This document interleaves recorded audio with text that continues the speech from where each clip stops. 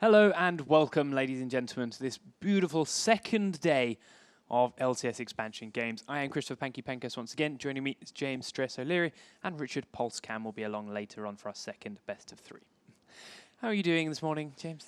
I'm doing good. I mean, it's not the morning, but It's not the morning to me. I mean, yeah, I'm okay. It's good. It's been a great weekend so far. We've already decided 2 teams who are going forward to the offline rounds at IEM Cologne. Let's decide another 2. Yeah, exactly. We have Gamers 2 versus In Faculty as our first best of 3 to date, and Millennium versus Giants as our second one. And to put that into perspective for you, Gamers 2 or In Faculty, the winner of that game will go through to play H2K at the offline rounds at IEM Cologne, and the winner of the Millennium versus Giants game will be playing against Reason Gaming in the offline rounds to begin with. So they already know who their opponent's going to be, and of course that means Reason and H2K are going to be watching these games very closely. Yeah, they really are, and that is some tough matchups that are going to be over on the offline rounds. I really cannot wait to see exactly who is going to be facing off against each other.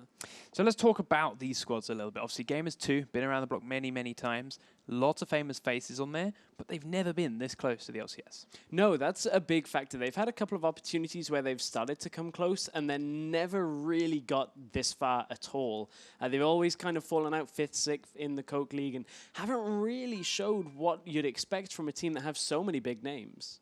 So obviously they've got the likes of Ocelote in there. It's been around for ages and is trying to get himself back on. Kasing, who was only just this last split on Super Hot Crew in the LCS and is now obviously trying to make his way back in with Gamers 2.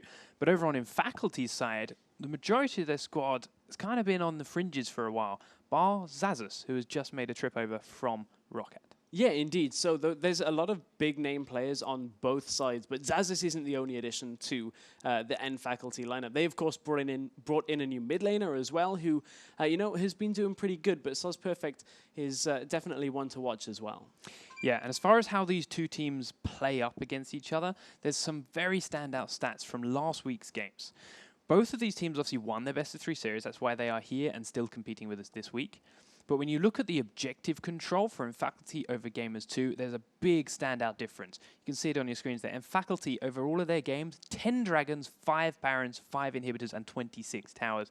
Gamers 2 don't even come close to that with only 3 Dragons, no Barons at all, 2 Inhibitors, and 22 Towers. And that's quite a big statement from a team like Gamers 2 that you'd expect would be so objective focused, just having the experience. That, I guess, tells us one of 2 things. Unfortunately, we didn't get the chance to cast the games live. That either means they were exceptionally fast games, or they just really are lacking on some of their vision and objective control aspects. And against a team that, like M Faculty, who have proven that they are good in that objective control game, that potentially is a point of contention for these 2 teams. There is one other big standout thing for In Faculty as well. You mentioned him earlier on. It is Soz Perfect as a player. In last week's games, again, he pulled out incredible kill participation stat. He was involved in everything for his team. You can see there the numbers on your screen. That's 39 of the team's total 47 kills that he was involved in, whether he got the kill himself or got the assist. He was everywhere and is a big playmaker for this squad. He really is, and that is a massive statement from a player who, the headline name coming into M Faculty was Zazus. This is a big statement from a player that obviously has a lot of room to grow in this N Faculty team.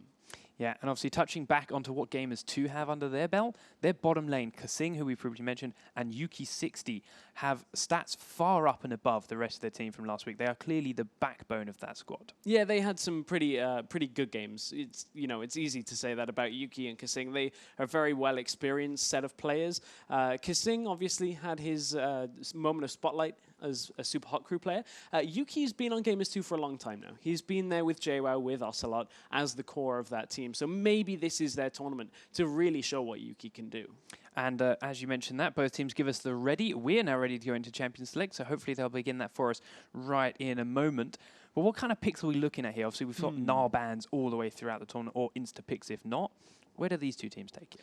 That's a big question. I think we're going to see NAR banned away on this one, but honestly, there's a lot that's open. We know Ocelote prefers those utility mid laners, but he has been playing a lot of Zed. So maybe watch out for N Faculty banning Zed away too.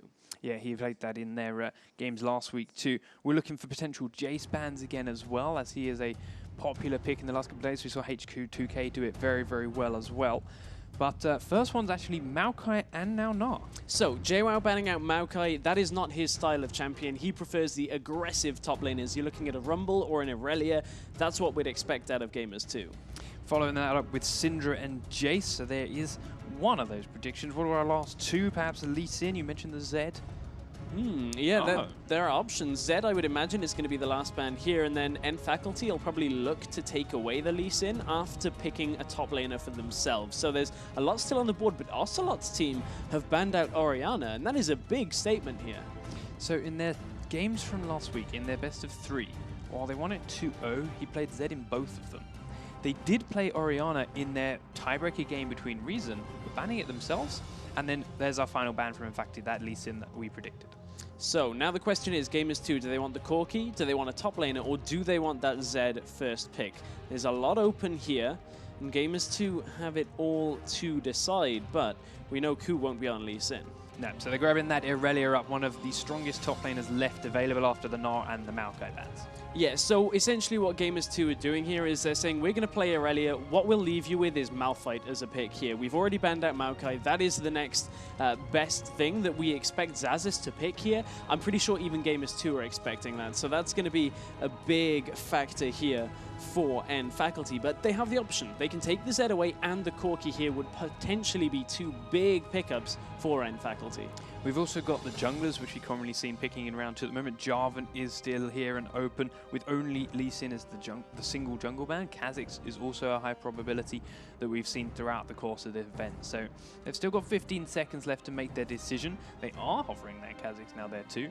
So we'll see where this leads, but if the Corki gets locked, I think that's almost a definite Lucian for Gamers 2. Yeah, you'd have to imagine at this point, and I think that's also going to be an almost definite Jarvan, but actually, maybe they're leaving Ku more. Yeah, last second switch then from Infacity. Corki and Sona to be their bottom lane combination. Happy to just take those two and sit them down there and leave everything else open. Yeah, so at this point, I think Kasing may even opt for something like a Thresh here as his support pick. That's what we've seen out of Gamers 2 quite a lot. Kasing will favor that aggressive catch-style support into a Sona, especially with, look at how much burst and sustain Corki and Sona have in that lane. That's a massive statement. Yeah, and we did see Ku grab that Jarvan pretty rapidly afterwards too, so we mentioned how he was highly contested on this patch and in this tournament. So Ocelote, wow, very quickly following up with an Ahri. Yeah, so Ocelote on Ahri in that middle lane. We were kind of expecting Gamers 2 maybe to look to counterpick mid, but we know that obviously Ahri is a very comfortable champion for Ocelote. Some of the more difficult lanes have been pushed away from picking here. Syndra banned out Orianna. This makes the next best amount of sense here. So Gamers 2 have themselves some pretty strong champions already, but N Faculty's bot lane are looking good too. They've still got to pick, obviously, jungles, mid lanes, and top lanes. They've got complete free roam and all the time in the world to pick what they want to shove up against that Irelia. We've seen a couple of rumbles throughout the weekend, but it doesn't fare the best. But at the moment, they're looking for an idea of mid and jungle. If they lock this Fizz and then pick Malphite up in that top lane, they have almost no wave clear in this situation. They're relying purely on Corki and Kha'Zix, so they have to be very careful at this point. If they lock in that mid laner, that I think potentially is a better choice. So they do switch at the last second over to Zed, and that will be alongside Obvious on Kha'Zix once he swaps that to the jungle. But there's an immediate response. Kasing grabbing that Thresh you suspected earlier on. As soon as he saw that Sona come out, I think his mind was made up. But the question is, who do they put alongside it? And Lucian, I don't think, surprises anybody. Yeah, makes a lot of sense there. I mean, we'd already anticipated what that was going to be. It's a fairly easy one. But now we're left in a situation. Do they pick the Malphite? They know Gamers 2 will likely have expected this. And the Malphite-Irelia matchup is a difficult one for Malphite to come out ahead on, because it kind of just deteriorates to a farm fest, and you're kind of forced into just using your ultimate later on in the game for an engage tool. There's not a lot of damage that's going to come from that in that top lane role. So it's up to N Faculty. What exactly do they pick out here? But they have got Zed, who, is going to be able to go split push mode when they're going to want to. However, as you mentioned with that, they lack a lot of wave clear with the rest of their squad. Only Kha'Zix, Void Spikes, and Corki Rockets. Yeah. When you've got such a strong siege on Gamers 2, that could bite them. Yeah, indeed, because obviously Zed isn't going to want to be with the team wave clearing. If that is the situation, Zed is already in trouble, because at that point, you really cannot do too much. And there's our full lineups. Yeah, last second Malphite switch up and lock in then for Zaza. So Malphite versus Aurelia in the top lane, Kha'Zix, Jarvan in the jungle, as we've seen time and time again. RE versus Zed in the mid lane, and Lucian, Corki, and Sona Thresh down bottom. So all these champions have been seen throughout the course of this event in slightly different combinations, but as you mentioned, there's a massive lack of wave clear coming from Faculty, who are just going to have to make sure they don't fall behind and make sure that Gamers 2 cannot put any siege onto them.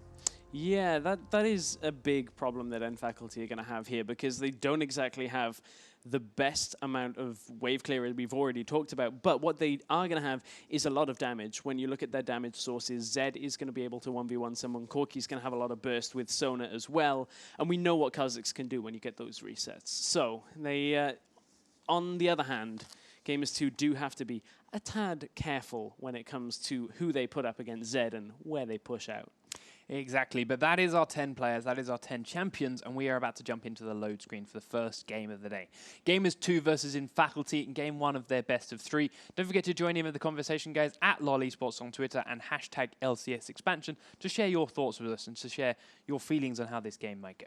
An interesting tidbit of information as we head into game 1. These two teams very recently have been in this situation, in loading into the first game of a best-of-3 series, and the last time it happened, if I'm not mistaken, it was Faculty that had their hands raised in victory. So everybody, there's a lot of hype around Gamers 2, but this series we feel is going to be a lot closer than everybody expects. The thing with Gamers 2, while they've got a lot of fans, there's a lot of hype around them, they've invariably in the last couple of tournaments, the last couple of events they've shown up, played, everyone's got excited about them, but they just fall short of what everyone expected them to have. But you can hear it on your screens now. We are ready to jump into game, and there it is. Gamers 2 are the blue side down in the bottom left-hand corner of the map, playing with Ocelote and friends again, and Faculty are our red team down up in the top right-hand corner, heading down to defend the entrances to their jungle. There's one thing here that I want to touch on too. We showed it at the start. Soz Perfect had an amazing kill participation stat from the last team's best of 3. But you just mentioned how Zed wants to split push. Doesn't really lend himself to that big playmaker helping his team out that we saw last week. Yeah, that is a good point, though. That obviously, this is not that team-oriented pick, but you have to feel that Faculty aren't really going to be so concerned with Soz Perfect's kill stats. As long as they're good, that's all that really is going to help out Faculty in this one. But Gamers 2, a little bit different from what we're used to here. 3-man invade from then coming up towards this red, just to make sure they can get some vision on where Obvious may or may not be starting. They do get that ward in after a little bit of damage onto Ku, but he will back away and heal that up just fine. Now, Obvious has to figure out what he's going to do, knowing that Gamers 2 will have that information and be able to track him for the good 3 minutes of this game. So one thing that we're used to a lot in 4.19 is a lot of top lane trading. Heavy kill count up in that top lane role, you see so much action, but this matchup is going to be very different. Aurelia and Malphite is going to be a farm fest because neither really is going to have the damage to kill each other in the laning phase. So we're looking for seeing where the jungler is going to make plays. I have to feel like it's probably going to be a little bit towards that mid lane. So Obvious is starting himself here at blue from the looks of it without any help from his bottom lane. So he may not actually be able to interact with anyone before he bases first time around because he's going to be a little bit lower than perhaps Jarvan. So I say that, Jarvan didn't get any help either. So both junglers may have to wait a while and get some health back before they can make any kind of lane impact. Bottom lane, of course, we all know how important this early level 2 may be. And right now, Gamers 2 don't look like they're putting up any kind of fight to stop Faculty pushing them and getting this early level 2. No, Kasing really needs his level 2 before they can do anything in this lane. You need both Hook and Flay at this point. Flay is going to give you the added auto-attack damage, but it's really that catch potential from the Hook. And once you land one in lane, it actually is going to draw jungler attention down to the bottom lane because you cannot get hooked more than once or twice in lane and actually survive it. Trying to grab those souls, takes a bit of punishment for his trouble. And that Mountain goes to seal deal too. So he's burning through a couple of potions slowly, but in the mid lane you can see Soz Perfect has already taken quite a bit of punishment here from Ocelote. And while it's only 2 CS, that's 2 CS that Soz Perfect has lost this tower already. So Ocelote really is taking the pain to him quick and fast while he knows that his jungler has to dance around that red buff ward because he hasn't killed that yet. You can see Kha'Zix on your map at Golems has avoided that red buff completely. So, at this point in the game, typically Ocelote would have to start playing a little bit more passively. It's around the time that junglers are going to have both buffs, but as you already said, the vision gave them the knowledge that Kha'Zix hadn't yet got there, and he's only there now. You could see Ku was hanging around just in case, looking for a counter gank, but Ocelote was being as aggressive as he possibly could at that point, which is, you know, a sign that he's reading this lane well. So, Ku looking for an opening elsewhere then because he can't do it mid. So far, they have pinged down onto this bottom bush by Gamers2, but they can't kill this creep in time. This is highly unexpected as well. So this is Ku doing something unorthodox, and it may pay off. It's all on the hook from Kasing, though. He's got to try and line it up. In the range. They could go for that hookup. Could be there if he EQs onto Cedrian, but they are being very, very patient here, waiting for Faculty to push forward. And that phosphorus bombing is exactly what they want. And he comes. Knockup goes on to Cedrian. The lantern is down already. Cedrian has to flash, but he's still very, very close. Flash forward from Ku for the red buff, and first blood to Yuki. There's the hook follow-up onto Mountain. He's going to go incredibly low and may even die himself, and it's a double kill for Gamers2. Really nice, unorthodox timing there out of Ku. And one thing that everybody said coming into this game, especially, you know, challenger players like Freeze said Ku is very easy to read when you have experience against him, and that is not standard at all on the current meta. Great, well-worked 2-0 lead here for Gamers2. Kha'Zix comes down to soak up some experience and hopefully grab some gold, make sure it doesn't go to waste all to this tower, because Corki and Sona will not be back in time. But that is a very strong start for both the bottom lane and the jungle here now for Gamers2, having split the kills evenly between them both. Spirit Stone and Longsword picked up then by Ku thanks to his spoils of war and a pickaxe on Lucian. That's a massive amount of damage difference in the bottom lane there. Lucian is going to be able to trade very well now, and it's become a lot more difficult for Cedrian and Mountain. They've got to play more passively up until level 6. Neither of them have flash available, and that is going to make a very risky time in that bottom lane. But Ku is looking to make another impact on the game. He's already changed up his sweeper, so in a couple of minutes that'll be available. He'll be able to take even more control of vision. He's a little bit behind, obviously, in levels because of that gank. Obviously, going to actually go in on him, but force him to flag and drag away. That's the most he's going to get. Level 5 to level 4 because Ku had that gank instead. Now, he's hiding off to one side here of Sol's Perfect, who is playing very, very cautiously, as also Thresh was nearby for a little bit. He roamed away out of that bottom lane, so Sol's Perfect suspected something was up as Lucian is down there 1v2ing. Yeah, this is kind of quintessential Kasing. It's a thing that he does as a player that not a lot of other supports do, and that is roam around to the mid lane at around the 3 to 5 minute mark, depending on how his lane is going. It's a little bit later if they get a kill in bottom lane. Sometimes it catches people off, but obvious. They're trying to make something happen mid. Ocelote takes the Void Spikes and shrugs it off. He will go back to base and buy it anyway. He is currently sitting on a fair chunk of gold, of course, with that 40 CS and no base. Kasing throwing out another hook in that bottom lane, but can't quite connect this one, but it's enough to scare Cedrian back, and Yuki goes for a bit of a trade in which he does so much extra damage with that extra pickaxe. So for the first time in the game, Aurelia is going to head back as well, and let's see what she's going to pick up. It's a farming lane, so going to pick up the Phage here from Malphite, which is actually a little bit of a weird buy here, because the movement speed that you're going to get from Phage is just going to get stolen away from Malphite's Q. So very interesting that you know, you get that extra movement speed. A lot of the time you'll see Sheen picked up, and that'll just add more damage to your trades rather than giving you that utility. Yeah, and as you mentioned, the Sheen pickup, they normally max the E along with it to maximize that burst, but he's still gone for his hit and stuff for that W, so not the most effective. But thanks to these wards from Kasing, they have managed to spot Obvious making his way down towards this bottom lane. And while Ku is standing on a ward of his own, both junglers are here to make sure the aggression is slowed a lot further. But Obvious now trying to do this Wraith camp. They know Team 2 are coming for him. He goes over the wall. Can't follow it up with a hook though, but now all three members of both bottom lanes and jungles are here, and the mid laners, sorry, are looking to stray in this direction. Corki's only just crossing over though, and they may be able to catch him out if he appears in vision range, but I think Gamers2 are going to play this a little smart. Blue buff does get... Where did it go, actually? I believe it went to Kha'Zix, yes. I saw both smites go off, but I didn't see where the buff ended up. There we go. Obvious picks it up and evolves himself some spikes as he makes his way towards that wolf camp. So it's a nice try from Gamers2, and they do manage to stop it going on to Zed, who, to be honest, I think kind of needed it at that point, because he is struggling to farm here against Ocelote. While the numbers are even, he's been missing a fair few CS from the times we've watched that lane. Ooh, Hook lands bottom though, it hits on the Sona. They're going to get a lot of damage out from Yuki. The Lantern is there to try and pull him into Kasing. He does use it, but can't quite get in range enough to finish her off. But all of these trades are going very well in Gamers 2 favor. And remember, they're not the lane with the sustain support. So if they're trading very well, not losing a lot of health here, and Faculty, it's going to take them time to recover that health in lane. And that's not the best prospect here for them. However, it looks like their flashes are about to come back from cooldown, so you may see that flash crescendo engage out of Sona in the next minute or so. Yeah, hers is off under exhaust. Corky's will be up soon, and he has got that heal up still as well. On the other side, Gamers 2 have both of their summoners too, and Faculty are obviously going to know this, having not burned it away. Let's look at the top laners again for a bit. You mentioned the items they have before, but ultimately 70 SCS to 70 CS, all summoners up on both sides. They're going to be comfortably sitting up there for quite a while now. Obvious clearing out a pink ward that he finds on his ill roams around while he's trying to make another gank in onto Ocelote. That's the second at least that he's tried to find an opening for so far.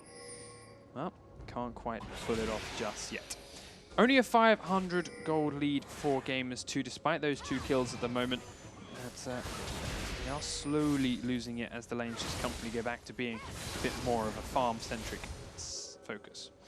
That lead is quite important at this point because look at how bottom lane is pressuring out down against that Corki Sona. They're actually forcing them so that they can't buy at all, and that just gives them that massive damage spike, which is why they're trading very well in this bottom lane. So that initial gank from Ku has had such a repercussion on this laning phase that they haven't been comfortable in the bottom lane for Faculty for the last 5 to 6 minutes. Obvious leaps in onto Ku. He does EQ away, but Zed's come over the wall, pops his Ignite, and is doing all the damage he can. Ku will fall, and Sol's Perfect picks up the kill and the red buff. Ku decides to try and take down a pink ward for nothing at that point, and honestly, I'm not sure that was worth it, and that's the problem is Ku is really in trouble. Ocelote, you didn't use a charm. You used your Orb of Deception onto Perfect, who dodged it with ease, and then you ultimated?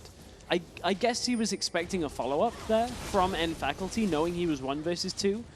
But I don't think that he was actually in any danger of that. But there was a ward there. He watched Kha'Zix walk the other direction. Yeah, that was what I was going to say. So he knew Kha'Zix wasn't there. He knew it was just Sol's Perfect.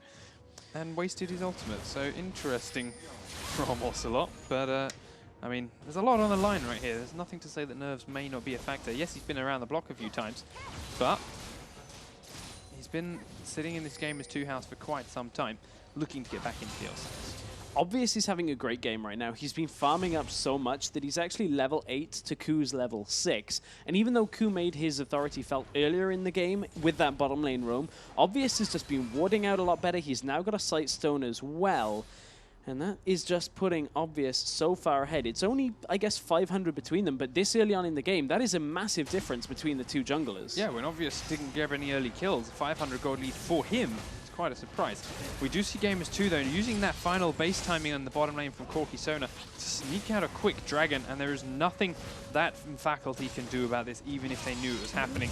It does drop down, and Gamers 2 grab themselves another cheeky 1,000 gold just in time for Lucian to back up and buy that. So Corki returns to lane with a Sheen and half of a Phage, and we're going to see Lucian grab a BF sword. Yeah, he had 2,000 gold on him when he backed out of that lane, so Corki getting his first piece of the Trinity Force, coordinating with Lucian, getting a BF sword alongside his pickaxe is a terrible spot for Faculty's bottom lane to be in, because although Corki may reach that spike a little bit sooner of having that Trinity Force, Lucian just has so much more damage in this laning phase right now.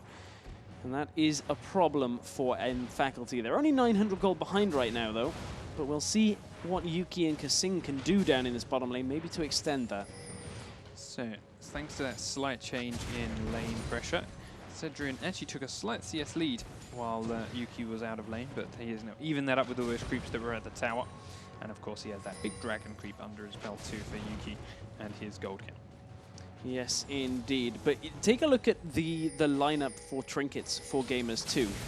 they've already got all 4 sweeper trinkets and the blue trinket. That shows you how important vision is to their game right now, and maybe this is their read on the end faculty stats that we had with regards to objective control.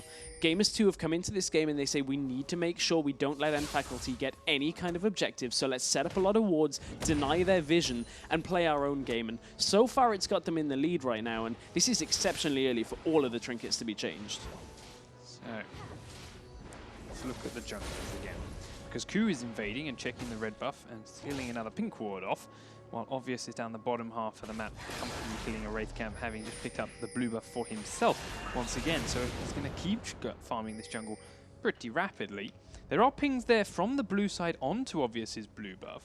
So they either suspect that he's there, or they ping that he should have just been there at some point as they hand off their blue buff to Ocelote as well. So they have those timers locked down. Bottom lane, as you mentioned, while there's a BF sword and a pickaxe here on Yuki now that they've finally had a shot onto Corki, he's still got a fair bit of damage himself. So it's going to be interesting to see if they choose to take a fight or go for a hook. While in the top lane, Sunfire Cape has been finished for Malphite, but still not quite on the full Trinity Force from Irelia. I feel like Sol's Perfect has to get going across the map here. He needs to move out of mid lane, where Ocelote is just pushing him in constantly. That's really the danger of playing Zed, is if you're playing against a champion, they'll just push, push, push in towards your lane.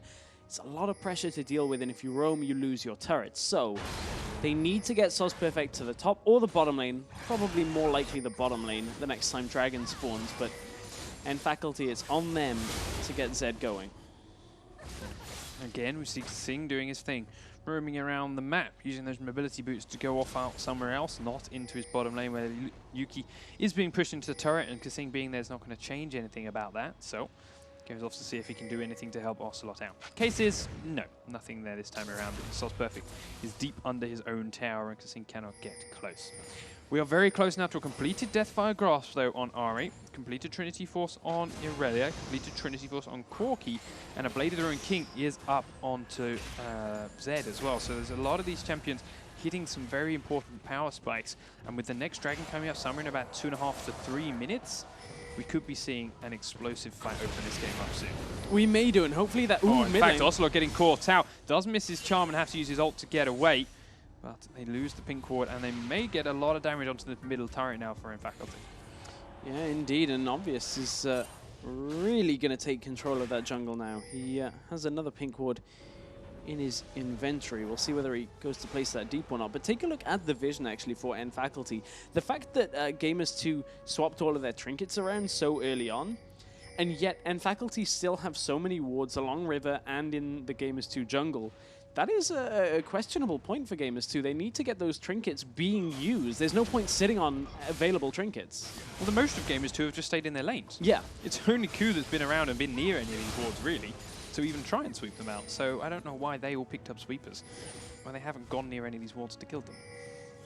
Just feels like the back timing was right. They're like, we know we're going to need it anyway. Let's just buy a ward, get the sweeper trinkets, and use them on our own lanes for now. But there certainly was a period of time there where end faculty just had a lot of vision on the map for no apparent reason.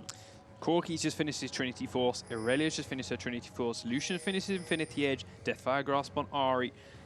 These are big, big items. And another big item that's very early on in this game, a Ruby Sightstone on Sona. Typically you'll see that second utility item, something like a Mikhail's Crucible perhaps, after your initial Sightstone buy. So to get another ward here on your support this early on is very surprising. Dragon in 50 seconds now then. We see in faculty swarming that area of the map at the moment, looking for wards and looking for vision control. Gamers 2, however, doing the complete opposite on the other side of the map, going in to the faculty red buff, going into that top side jungle, getting control of it. Could this be a suggestion they're going to give up the dragon and go for the top tower, or something else along those lines? Because now they're coming back towards the middle lane, and they've got faculty actually coming up behind them. They're not looking for a fight, just turning and facing away. Yuki used his blue trinket, spotted out a couple of members of end faculty deep in the jungle, so Gamers 2 knew they were safe to get those last couple of wards out, but there very much so was a point there where end faculty looked to be pressuring out, but Kasing, as he sometimes does, will just sit in this middle lane for a bit now with end faculty putting their support there. Would not be too surprised see that, but he's actually going to back away. Let's see what he ends up picking up from this. Dragon has just spawned as Ku and Kasing choose to base as well. Neither of the two teams really looking to play on that timer. They're happy to let it just sit there and be alive for a while, despite the fact that, to be honest, the faculty have great vision for doing this Dragon, thanks to that invade on towards the red side of the map. Now we'll see what Gamers 2 do, and of course you said they know that they were in there. They knew that in faculty were planting wards around that side of the jungle, so with all those sweepers, I'd hope they can kill some of them off. You'd hope so. That would bode well for Gamers 2, but you can see Kasing hasn't managed to sweep that one off, and is kind of just walking around wondering where he should be going. Aggro's the Dragon. Interesting, they're not going to sweep this out. This is a major point here. Ku is fighting Cedrin actually and taking a lot of damage for it, but Cedrin's going to now take damage from Yuki as Obvious comes in. Both members of Gamers 2 going in one at a time, and now having to back away on half health. Kasing takes a little bit of poke from Sol's Perfect there as well. Ocelote is still now mid, and it looks like Gamers 2 are going to have to give this Dragon up. They do get the top turret and the middle turret, but the Dragon does go over to Obvious, and Ku wastes his flash in trying to steal. That was a very weird decision there by Gamers 2. They have the trinkets, they had pink wards in their inventory, but they didn't sweep right in front of the Dragon Pit, which is where the most obvious ward is going to be. And then Faculty, knowing Aurelia's top lane, just had all the time in the world to take that Dragon, but I guess obviously they equalize it with that top lane tower going down. Kind of all across the map. Somewhat even, but I think those summoners out of Ku are going to be very influential. They, in fact, extended the lead thanks to getting a second turret as well in the mid lane. So yes, 2 turrets to 0 now for Gamers 2. There's 1,000 gold there on Lucian, but he's not quite enough to finish an entire Zeal yet. But he'll go back and grab portions of it, I suspect. And that'll get him nice and close to that static shift. Oh, he got it. There you go. Just in time. The gold ticked up. Blue buff is going to go over to Ocelote as Ku arrives there as well. And it's now finally time for Obvious to start clearing out wards that they had placed inside his red jungle for quite a while ago. Kasing's in there replacing them though, so that's going to be a little bit infuriating. As Gamers 2 all ping towards the Baron, but it is just for vision control right now. That would have been a bit crazy. They're going to go for a hook. They do grab Obvious. Jarvan goes over the wall. Ocelote's there with his Deathfire Grass. Going to chase him in towards the Wraith camp. Flash away from Obvious, but Ocelote gets stunned up. Now Zed's going to try and nuke him down, and oh my god, that damage. Ocelote's going to pop, and Sol's Perfect picks up the kill. Ocelote just didn't open with a charm there, and yes, he got the DFG. At that point, he should have been able to follow up, but honestly, that's just Ocelote going very deep on a kill that they should have been expecting that crescendo coming out from Sona. They already had parts of that jungle warded, so I'm very surprised to see that actually end up the way. Hook hits Sol's Perfect, but there's no damage to follow that up now that Ocelote is gone. And Q and Kasing doing all they can to try and defend this middle turret. Yuki did fight onto Corki for a little while, but while he won the trade, can't really do anything more with it as Corki is back and safe under his own bottom tower. The fact of the matter is the later this game goes, N Faculty have so much teamfight presence here. They've got the crescendo from Sona, they've got the unstoppable force. Those two, if layered properly, should just allow Cedrian, Obvious, and Sol's Perfect to clean the fight up, give Kha'Zix the reset, and really just take the fights from there. So Gamers 2 have to be a little careful walking in head on. So, Ocelote has respawned. We're going to have another needlessly large rod. Ku hasn't been back to base for a while and is currently out of mana because of it, so he's going to do this Wraith camp and then probably leave. And his items too. He has a Sight Stone. So while Gamers 2 don't have many wards down at the moment, we're looking for an opening.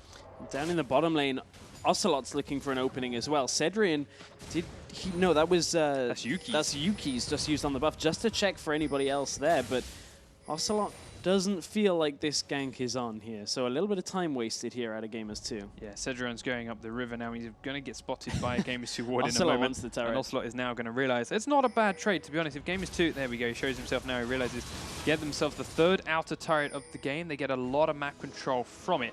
But because only JWoww is here in the middle lane, he's going to do a lot to try and defend this mid turret. Kasing's going to miss the first hook, but now they need support. Bottom turret will fall. Yuki is on his way up here towards middle to help them out. Malphite was obviously left alone top because of this and does take one tower down. Can they defend the middle? Ocelote is going to be here just in time for the wave as well. It does look like they will have just about successfully defended this. Could they look for a fight? Not with the charm missing. Obvious actually going in onto Ocelote. Going to force him to ult backwards, but they do trade about even on health bars. Now Ocelote's going to do it right again. Zazas is coming across though, and they had already pinged him out on the map. And Faculty just get a turret because Zazas reacts faster than JWoww in this situation, and that was going to go down anyway, but just Zazas coming across, just that extra little bit of pressure because he's very difficult to kill with this current itemization. We see a lot of damage on Obvious and a lot of damage on Soz Perfect, both of which just went onto Ocelote in quick succession. Saw how quickly Soz Perfect could kill him off first time around, saw how close Obvious came there, and to be honest, Ocelote and the rest of Gamers 2 aren't particularly tanky either. So they've got to be careful how this engage now goes. They are both clearly looking for fights. They've got great engages in Jarvan and in Malphite. JWoww has been caught out here by Obvious and Zazas, but they don't want to blow too much on Irelia as the rest of the team is pushing up this middle lane. And this has been somewhat of a slow game up till now. That you can see from just the farm itself. Pretty much every lane is nearly on time for 10 CS a minute, which is what you'd pretty much expect. And even the junglers have been farming well in this game. I mean, Obvious had a 30 CS lead earlier in the game, has maintained it pretty much through this game. So it's on End Faculty now as they try and push here, try and siege on Gamers 2 to maybe get the opening with their crowd control, layer it properly and get the cleanup. But Gamers 2, is their wave clear good enough? Because they're sitting quite far back here and they're taking quite a lot of poke. Yeah, Faculty, as we mentioned, while they don't have much wave clear to defend their own towers, that also means pushing onto Gamers 2 turrets is a challenge. And that's what they can't quite do yet. They're not strong enough to dive, and they haven't caught anyone from Gamers 2 since Ocelote out of position. But now Kasing's got to be careful, as both Zazas and Mountain were nearby. Obvious is grabbing himself that blue buff, and then toying with the idea of recalling, but when they check the Dragon timer, he changes his mind. Yep, Dragon is due up in 15 seconds, and that's an objective that End Faculty don't really need wave clear for. So their composition is pretty much fine to head towards this Dragon now. As it spawns, they obviously are going to sweep this one out. So that's the difference between End Faculty and Gamers 2 on this one. And we already talked about Gamers 2's potential lack of objective control, but this is boiling over. Ku is getting very antsy, looking to go in here. JWoww's around behind him. Zazas and friends are looking to go into the front of the fight. They've got 4 members of Gamers 2 there, but they can't quite find the opening for that Zazas ultimate. Yeah, there's no opening for it because Gamers 2 are not only coming from 2 sides, but they're also split up as well. So at this situation, where do they land? Flash out onto Ocelote. They're going to nuke him down, and he's the first man to fall. But here's the follow-up from Gamers 2. Is it enough, though? Ku's going to drop down to Kha'Zix, and that's a reset. Irelia does manage to pick off Sona, but now she's in amongst everyone on in Faculty. Flash out from Soz Perfect, and JWoww is still doing all he can. Now Obvious is back in, and Yuki's doing a lot of damage, but it's taking as much from Cedrion as well. Valkyrie over the top to secure the kill. JWoww's back in and still can't grab Soz Perfect. Will fall to Obvious, and it's 4 for 1 in favor of Faculty. The initial reset completely sets that fight off for Obvious. He can get the rest of his damage down, but End Faculty using a lot there on Ocelote, and if they didn't get that kill, that would have been a completely different fight because Gamers 2 had enough damage to follow up. But the way it played was exactly how End Faculty wanted it. Get the reset, get the kills. Now you get the Dragon. Now, they did also get the bottom turret there, thank you to minions, and are now going back to spend a massive amount of gold on each of their champions. So we'll take a quick look at the items that are coming back from that shop. A Last Whisper now on Zed and a Brutalizer. BF Sword, damn near complete Bloodthirster in fact there from Corki after that fight. And this next one, as if that wasn't explosive enough, just got a hell of a lot better from Faculty. And there's another item that could get even more explosive here for End Faculty. Black Cleaver just getting picked up onto Kha'Zix. So his damage is going to be through the roof right now. There is not all that much armor outside of Irelia right now.